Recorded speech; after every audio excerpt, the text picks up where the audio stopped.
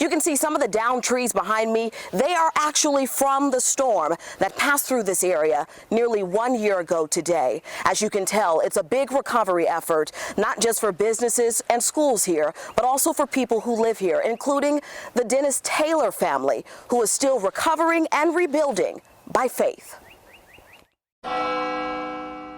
Trust God with all your heart and lean not on your own understanding. Dennis Taylor is a man of great faith. Acknowledge him in all your ways, and he will direct your path. His faith was tested nearly 1 year ago. March 31st, day that we'll never forget. An EF3 tornado swept through his Covington neighborhood. 2 minutes later, my life was changed. My community was changed. Within moments, the place Dennis called home was nearly unrecognizable. My home wasn't totally destroyed, but it was damaged very bad. The roof was very bad. All my windows was knocked out.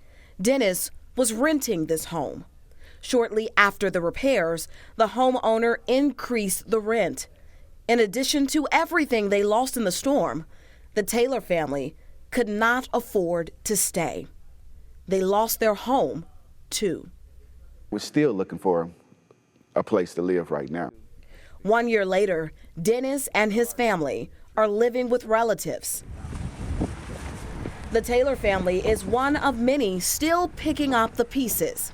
You had over about 110 houses that were totally destroyed besides the businesses, the factories, the schools. Covington Mayor Jan Hensley believes losing that many homes all at once made the recovery more difficult for some, highlighting a housing shortage in town.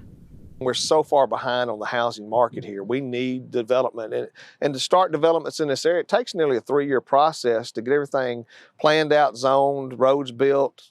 That is all a part of the city's 2024 rebuilding plan. Leaders turning vacant lots into family homes. Soon, crews will build a new police station with an 800-square-foot storm shelter in case this ever happens again. So while this storm is far from over, for Dennis, he clings to hope. Because that wind and that tornado could have took me, but God kept me.